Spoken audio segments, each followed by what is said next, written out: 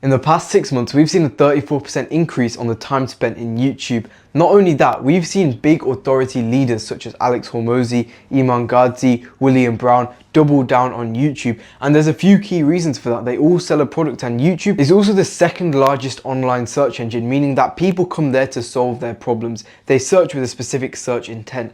But there are 4 main reasons why YouTube is the best platform to sell your high ticket product on, rather than using advertising that doesn't build up trust or doesn't build up your in-depth authority, or stuff like short form content which doesn't let you cover specific search intent to target the people that you want to target. So to get into the first one, in-depth authority and relationships. Now, in-depth authority means, unlike advertising, you are building a long-term relationship. You are going in-depth into your expertise rather than just putting some emotional bait and then adding a call to action to get somebody onto your funnel. You are proving your expertise and you're making a logical step-by-step chain of reasoning on how you get results. And in terms of the relationship side of things, YouTube is best for diving deep into topics that builds your trust up with the viewer. The more they watch you, the more they know what your humor is, the more they know how you talk, and the more they get to know you and the more they get to trust that you're a real person, which is key. That's the key objective in a sales call, is to make the person trust you, that trust that you're the expert and trust that you're there to guide them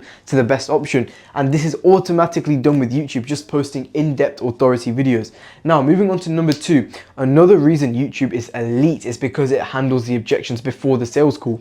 Now, there's 2 types of objection handling. There's logical objection handling. This is stuff like price, ROI, stuff like that, like logical objections that you get, you just debunk them. That way, when you get to the sales call, it's just an easy one call close. Or even better, as we're seeing a recent trend in, they don't even want to hop on sales calls because they know they're just going to get sold to. They watch your videos and then they buy in the DMs because they trust you enough, because you've covered all of their objections. Then the second type of objection handling is social proof. This is stuff like case studies, testimonials, and proof, basically. And by proof, I mean results. I can say results, like screenshots, stuff like that. Now, objection handling is really good for you as a business owner, specifically because it saves you time.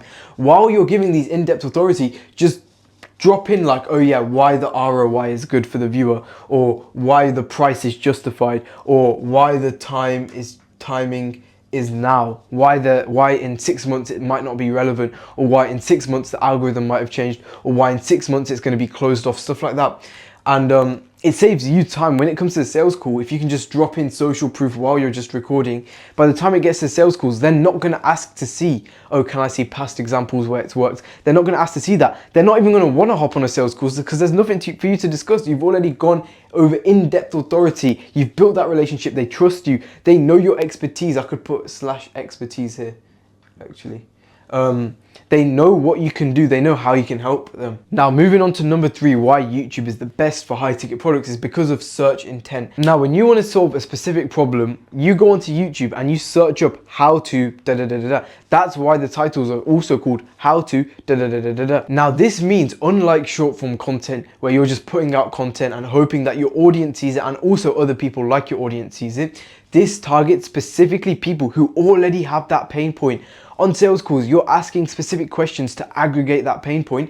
They already have a burning pain point. That's why they're searching it up. That's why they've clicked on your channel. And if you've got the correct SEO, which we cover, the correct SEO and the correct titling and the correct thumbnail that will make somebody click, that's when you're going to get an inbox full of qualified leads who have an aggravated pain point. Then they've watched your objection handling. They're already sold. They know that you are the person, you are the authority to take them to where they want to be. And also, what's another better thing, because YouTube is owned by Google, so it shows up on Google as well. So say they show, now this is the number 1. This is actually the #1 search engine, Google. YouTube is the #2 search engine. So imagine you're appearing on both the #1 and #2 search engines in the world. You're bound to be found by the person that is specifically searching up this problem. For example, one of my current clients, Boyuan Zhao, an email marketer, I got him number 1 ranked on Google and number 3 ranked on YouTube. And because his thumbnail is the best by far on YouTube, he will be flooded with inbound leads ready to buy his service because they are the exact ideal audience that he wants. His title disqualifies anybody that is not his ideal audience. That means the people that are searching for his content and that it pops up are his exact ideal ideal audience.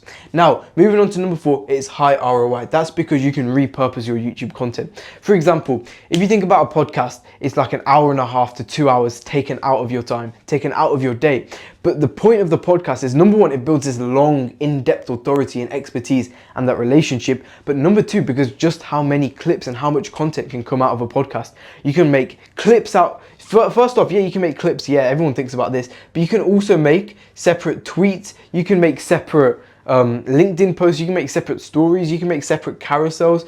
So it's just like all about the ideas that come from you standing in front of the camera and just ranting and building up your relationship by proving your authority and your expertise. That's why it's the highest ROI, especially for busy business owners, people who are established, people who have already proven their product and they just need more clients. It's just a monster client acquisition system. So with all that being said, you might be wondering, where do I come into this? I run something called the YouTube sales funnel. It basically covers all of this and more, to be honest, to make your YouTube a monster client acquisition system. And the way we do that is we create specific type of videos. For example, objection handling is one of those type of videos. Another is search intent videos. Another could be in-depth authority videos. Another could be long ranting authentic videos. You know, there's just a bunch of videos, but each is designed to link to another, to build playlists, to build sections, to cover any kind of objection. And the whole point of a YouTube sales funnel is to make it like a landing page, a traditional sales page. Nobody wants to hop on sales calls anymore because they know they're going to get sold to,